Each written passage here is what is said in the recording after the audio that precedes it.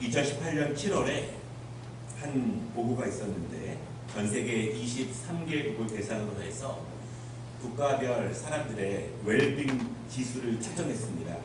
쉽게 말하면 잘 살고 있는가, 행복하게 살고 있는가, 행복하다면 어떤 면이 행복하고 만족스럽고 또 그렇지 못하다면 어떤 면들이 그렇게 만족스럽지 못하는가, 그 조사를 했습니다. 그런데 우리나라가 최하위 23위의 웰빙 지수를 나타냈습니다. 전 세계는 아니지만 주요한 23개 나라에서 가장 만족스럽지 못하고 행복하지 못한 삶을 산다, 그것입니다. 특별히 우리나라 인구층 가운데에서 35세에서 49세가 가장 웰빙 지수가 낮았고, 그 다음에 50세 이상 되시는 분들이 조금 더 낮은 모습으로 이렇게 어려움을 갖고 있다, 이렇게 말하고 있습니다. 그 중에서 어떤 부분이 가장 힘든지, 또 반대로 이야기한다면 가장 만족함과 행복함을 누리고 싶은 부분이 어디인지, 이렇게 항목이 있는데 가정과 관련된 부분에서 지수가 가장 낮았습니다. 반대로 보면 가정으로부터 행복해지기를 원하는 지수가 가장 높은 것이죠. 특별히 자녀의 미래에 대한 문제들, 부모들의 노후에 대한 문제, 그리고 건강의 문제들, 특별히 부모님, 나이 드신 부모님들이 이제 앞으로 강건하게 살아가실 수 있는 그런 가정 안에서 일어나는 일들에 대한 웰빙 지수, 만족 지수가 가장 낮다라고 하는 것이었습니다. 가정이 중요하죠.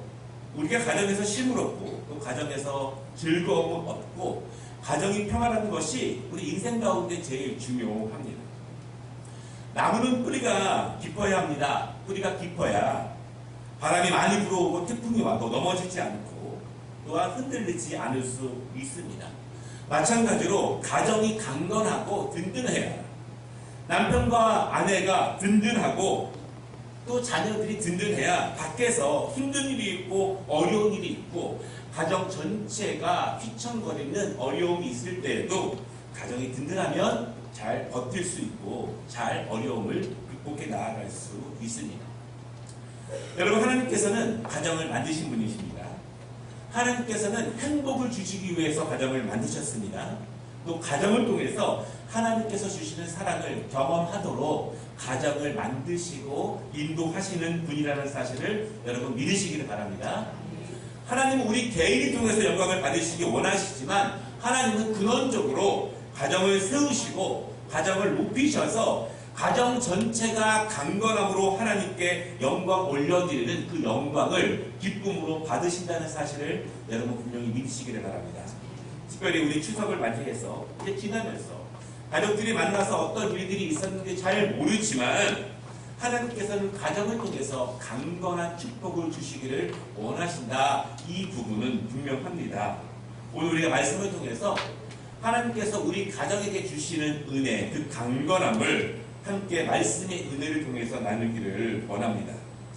첫째로 오늘 말씀에 보면은요, 큰 아픔을 가진 가정의 모습을 우리가 보게 됩니다.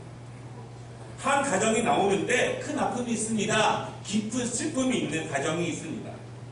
사실 말씀만 읽어도 너무 딱딱하고 또한 안타깝고 또한 그런 부드럽지 못한 그런 아픔들이 있는 가정입니다. 이 가정의 아픔이 무엇인가, 무엇이 이 가정을 그렇게 슬프게 하는가 말씀을 보면 그 집에 어린 딸이 있는데 어린 딸이 아프다는 거예요. 어린 딸이 건강하지 못하다, 그렇게 말씀하고 있습니다. 오늘 본문에 나오는 이 어린 딸은요, 아마 10살 전후의 아이로 보입니다. 부모의 사랑을 많이 받아야 되는 시기이고 한창 강건하게 성장하고 꿈도 많고 하고 싶은 것도 많은 그런 나이입니다. 그런데 이 아이가 아프다, 그렇게 말합니다. 구체적으로는요, 이 아이에 대해서 귀신 들렸다, 그렇게 말하고 있습니다.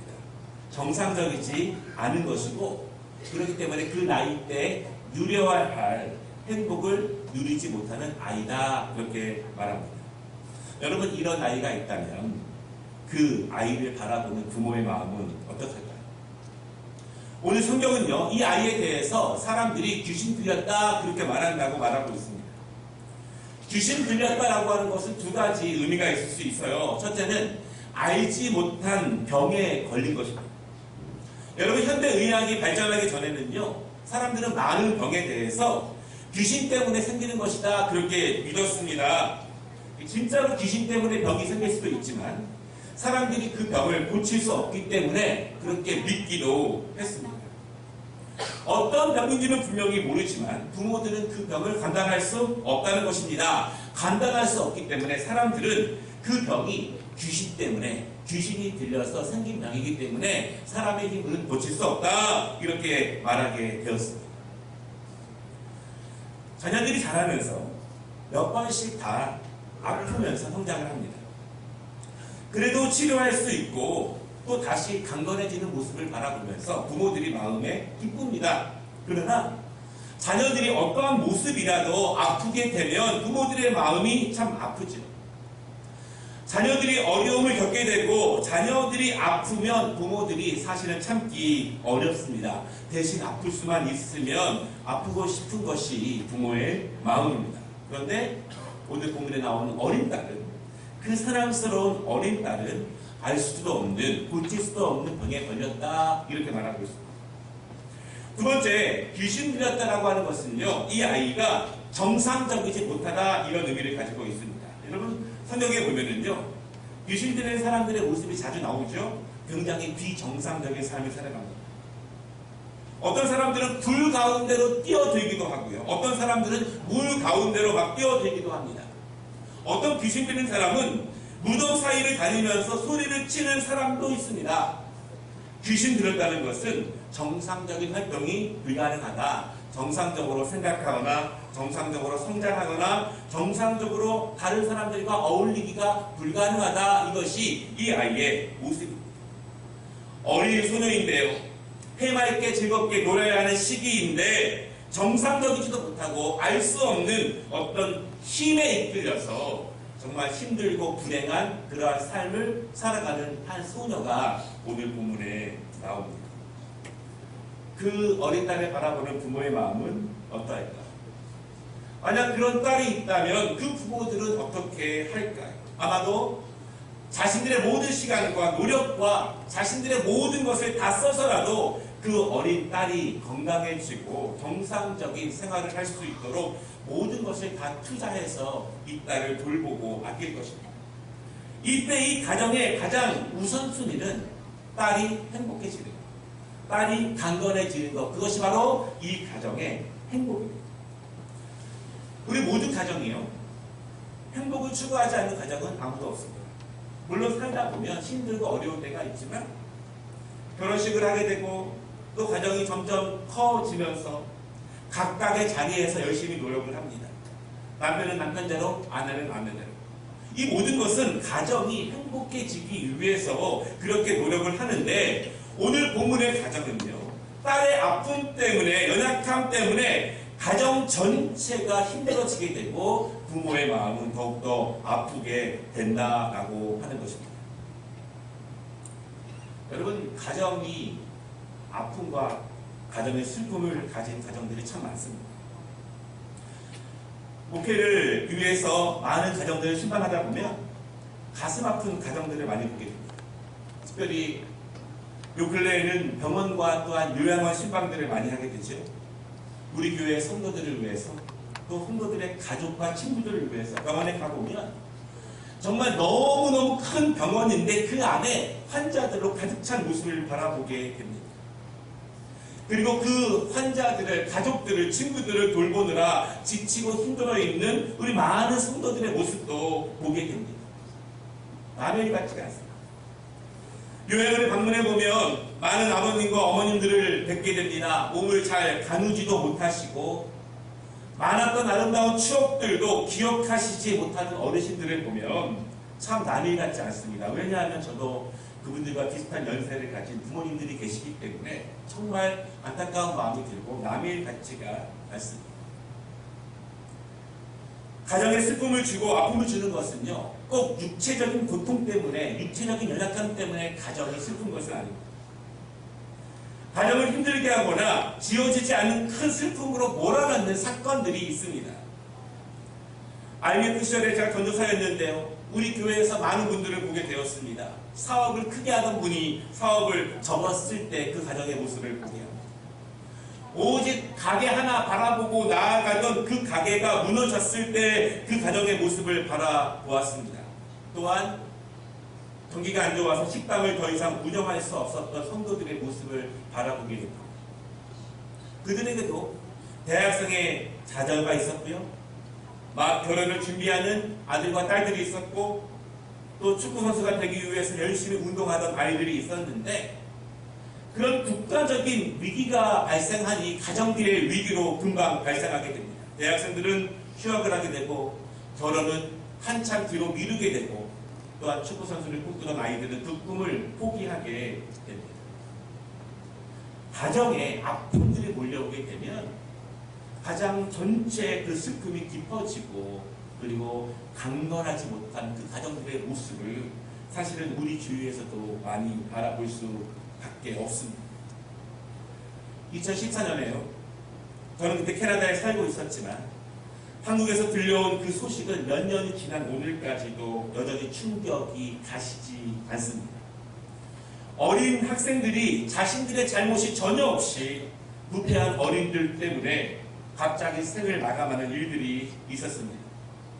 상백 명에 가까운 희생자들이 있었는데 그 중에 상당한 많은 부분들이 다 어린 학생들이었어요. 그 지역의 한 큰 교회는요, 고등부 학생회에서 50명의 희생자가 있는 교회도 있었습니다. 국가 전체가 충격이었고, 지역이 충격이었고, 교회 전체가 여전히 그 충격에서 벗어나지를 못하고 아픔 가운데 살아가고 있습니다. 그 사건에 대해서 여러 가지 분석들과 이유가 있습니다. 말들이 많습니다. 그러나 저에게 다가오는 가장 큰 슬픔은 이런 것이에요. 평생 슬픔과 고통과 가슴 아픔을 짊어지고 살아가는 가족들이 더욱더 많아진다는 것이 너무나 슬픕니다. 그 부모들은, 그 형제 자매들은 평생 괴로워하면서 잠을 못 이루면서 살아간다고 하는 것입니다. 이런 가정이 점점 많아진다면 그 공동체가, 그 국가가 어떻게 행복해질 수 있을까 하는 생각이 평생 말 못하는 그 아픔을 가지고 살아가는 가정들이 우리 사회에도 전 세계에도 점점 많아지고 있죠.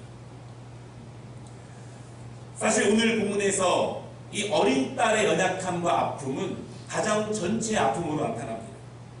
마찬가지로 현대의 많은 가정들, 또 우리 공동체의 많은 가정들도요, 연약함이 있고 아픔이 있고 슬픔이 있습니다. 겉은 멀쩡해 보이지만 자녀의 문제 때문에, 경제 문제 때문에, 꿈과 희망 때문에, 육체의 질병 때문에 감출 수야 감출 수 없는 연약함들이 우리 가정의 아픔과 슬픔으로서 점점 깊어지는 가정들이 많아진다라고 하는 것입니다.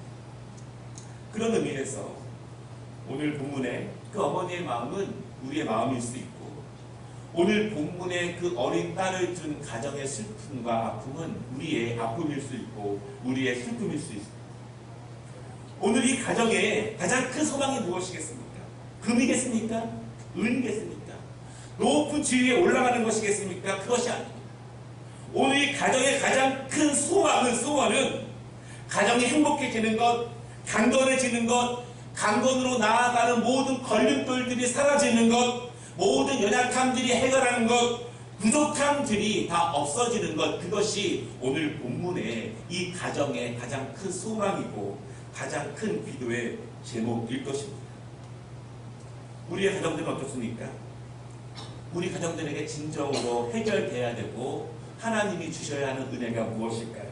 우리 추석 명절의 마지막을 맞이해서 정말 하나님이 주시는 그 평강과 은혜가 우리 모든 가정 가운데 넘치시기를 주님 이름으로 축원합니다. 두 번째는요, 이 어머니가 예수님을 찾아옵니다. 아픈 소녀를 둔 어머니는요, 예수님을 찾아옵니다. 그런데 오늘 말씀에 보면은요, 예수님은 잠시 쉬시기 위해서 아무도 모르는 곳에 계십니다. 그런데 자기 딸을 향한 사랑과 그 딸을 살리려고 하는 열심은 그 아무도 모르는 곳에 계신 예수님을 찾아 나서기까지 하게 합니다. 그 어머니는 유대인이 아니에요. 예수님은 어떤 이유인지 모르겠지만 예루살렘에서 50km나 떨어진 이방 지역인 두로라고 하는 지역에서 쉬시고 있었는데 그것까지 이 여인이 찾아오게 됩니다.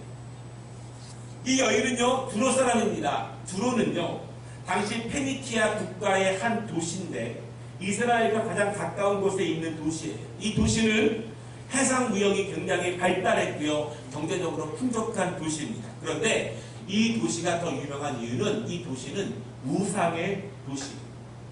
여러분, 이스라엘 백성들이 왜 망했습니까? 아합 왕이 아내를 맞았는데 그 이세벨이 바로 두로 시돈의 공주였습니다. 결혼하면서 우상을 많이 가지고 와서 결국 이스라엘 전체가 우상으로 범람하게 되었습니다. 그리고 이 이세벨의 아버지는요, 바알 선지자였습니다. 여러분, 이 땅 때문에 이스라엘 전체의 바알 신과 아세라 신이 득실득실하게 되었습니다. 이 어머니가 바로 이 지역에 살고 있는 곳이고 예수님이 여기까지 오셨습니다. 이스라엘 사람들은 이 지역에 살고 있는 사람들을 원망했어요. 왜냐하면 우상을 가지고 와서 자기 민족을 망하게 한 나라가 바로 이 두로와 시돈이기 때문에 이 지역을 원망하면서 이 지역 사람들을 벌레처럼 취급을 합니다. 이스라엘보다 더 큰 나라였지만 최소한 이스라엘 사람들에게 이 두로와 시돈 사람들은요, 완전히 무시하는 대상이었고 상대하지 못하는 그러한 대상이었습니다. 두로 사람들과 이스라엘 사람들은 서로 원수처럼 지냈지만 자신의 딸을 살리기 위해서 이 어머니의 정성은 이스라엘의 선지자로 알려진 예수님을 찾아 나서게끔 인도하게 됩니다. 그리고 예수님을 만나서 말합니다. 우리 집에 오셔서 내 딸에게 씌워져 있는 더러운 귀신을 물리쳐 달라고 요청을 하게 됩니다. 말씀드린 것처럼 우상이 많은 민족이에요. 그 우상의 힘으로 자신들의 나라가 부강해졌다고 믿는 민족들입니다. 그러나 이제는 자신들의 신의 힘으로 이 딸을 고칠 수 없다는 것을 압니다. 귀신 들린 이 딸이 자신들의 우상의 힘으로 그 귀신을 쫓아내지 못한다는 것을 이제는 알게 됩니다. 자신들의 발전된 의술로도 이 딸을 고칠 수 없다는 것을 알게 됩니다. 바라는 여러분, 내 힘으로 이제 안 되는 것이 명백하다면, 내가 믿고 의지하는 그 무엇으로 안 된다는 것이 명백하면 빨리 포기해야 합니다. 빨리 다른 것을 알아봐야 합니다. 알면서도, 깨닫고 있으면서도 여전히 게을러서 그 자리에 버티고 있으면 아무것도 이루어지지 못합니다. 이 어머니는요, 한 번도 본 적이 없지만 단지 소문으로만 들은 사실이지만 막연하게 예수님을 찾아 헤맵니다. 예수님께서 귀신을 쫓아내고 병자를 고치신다는 그 소문만 듣고 그 일이 내 딸에게도 일어나기를 바라는 마음으로 숨어 계신 예수님을 찾아서 여기까지 오게 된 것입니다. 여러분, 그런데 예수님과 이 어머니의 대화가 너무 친절하지 않습니다. 예수님이 그동안 보이신 모습과 너무 다른 모습, 차가운 모습을 보이시는 거예요. 27절에 이렇게 말씀하십니다. 내 자녀에게 먼저 배불리게 먹게 해주어야 하는데 내 자녀에게 줄 떡을 개에게 준다는 것이 말이 되느냐? 자신의 딸을 고쳐주기를 원하는 여인의 요청에 대해서 예수님이 이렇게 말씀하시는 거예요. 여러분, 이 말씀은요, 몇 가지 의미가 있어요. 먼저 예수님은요, 유대인들을 먼저 위하는 그런 말씀을 하십니다. 식탁에 있는 자녀들은 예수님이 주로 복음을 전하시는 유대인들을 말하는 거예요.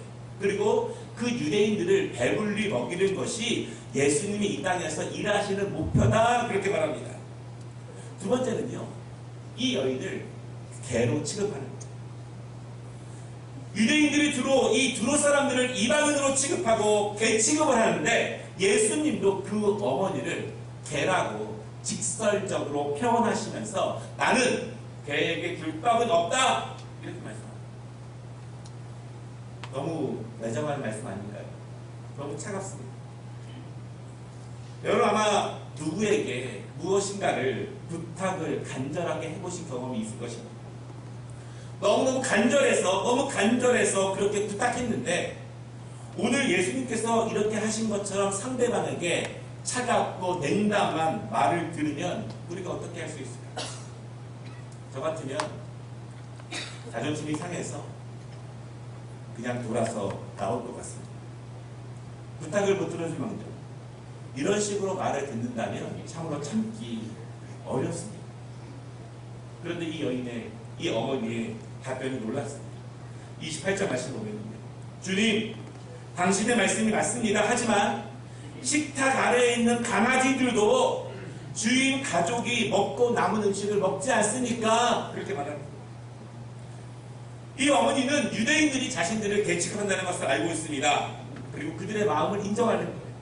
그리고 유대인들도 음식을 먹고 남으면 그 강아지들에게 주지 않습니까? 그것이라도 개인 취급하는 우리에게, 나에게 주시면 좋겠습니다. 저는 많은 것을 바라면서 나온 것이 아니라 강아지에게 줄 만한 작은 것이라도 주십사 하는 마음으로 오늘 이 자리까지 나왔습니다. 이렇게 말합니다. 얼만큼 간절해야 이렇게 말할 수 있을까요?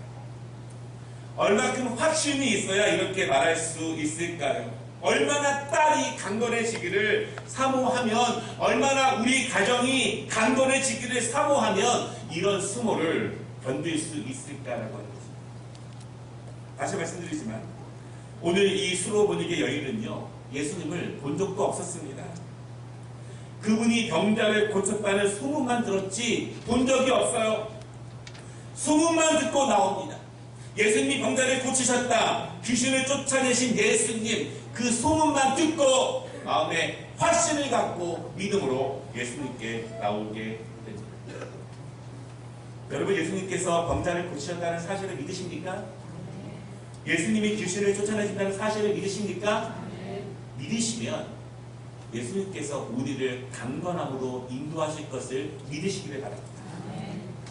듣기만 한 것을 믿으면 그 역사가 우리에게도 나타남을 믿으시기를 바랍니다. 여러분, 그때 예수님의 놀라운 선포가 임하게 됩니다. 29절, 돌아가라, 귀신이 내 딸에게서 나갔느니라 선포하십니다. 그 믿음의 여인의 고백에 대해서 예수님이 선포하시는 거예요. 내 딸이 강건해졌느니라 말씀하십니다. 집에 들어가 보니 귀신이 물러갔고 아이는 강건함으로 회복되었고 행복한 모습으로 만나게 되었습니다. 예수님이 선포하시자 그 가정의 강건함을 방해하는 가장 강력한 장애물이 사라지게 됩니다. 그 가정의 가장 큰 아픔과 슬픔의 문제가 해결되었다라고 하는 것입니다. 예수님을 만나자, 예수님께 찾아오자, 소문으로만 들은 말씀을 믿고 예수님께 의탁하자, 전심으로 의탁하자, 들었던 일들이 실제로 일어나는 일을 만나게 되었습니다. 사랑하는 여러분, 들었던 일들이 우리에게 실제로 일어나는 은혜를 누리시기를 바랍니다. 내가 읽었던 말씀의 능력이 나에게, 우리 가정에 실제로 일어나는 능력을 경험하시기를 바랍니다. 예수님은요, 이 어머니의 평소의 행실을 보고 딸을 고쳐주신 것이 아닙니다. 예수님은 이 어머니의 신앙생활을 쭉 보시고 나서 이 여인의 문제를 해결해 주신 것이 아니에요. 예수님은 이 여인에 대한 사람들의 평가를 듣고 나서 이 가정을 강건함으로 인도하신 것이 아닙니다. 예수님이 이 여인의 아픔과 그 여인의 딸과 그 가정을 강건함으로 인도해 주신 이유가 있습니다. 첫째는요, 그 여인은 소문으로 들은 것이 나에게도, 내 딸에게도, 우리 가정에도 임한다는 사실을 분명히 믿었습니다. 여러분, 믿으시기 바랍니다. 두 번째는요, 다른 사람들은 찾지 못하는 곳에 계셨지만 간절한 마음 때문에 그곳까지 예수님을 찾아 나서서 예수님을 꼭 만나야 한다는 마음으로 나아가서 결국 예수님을 만나게 되었습니다. 여러분, 찾기만 하는 사람들은 많이 있는데요, 결국 만나는 사람은 얼마 되지 않습니다. 찾으려고 신용하는 사람들은 많이 있지만 정말 만나려고 찾고 찾아서 예수님을 대면하는 사람은 많지 않다는 것입니다. 간절하게 찾으시기를 바랍니다. 간절하게 사모하시기를 바랍니다. 예수님을 만나는 그때까지 간절함으로 찾아 나서는 믿음이 이 여인에게 있었습니다.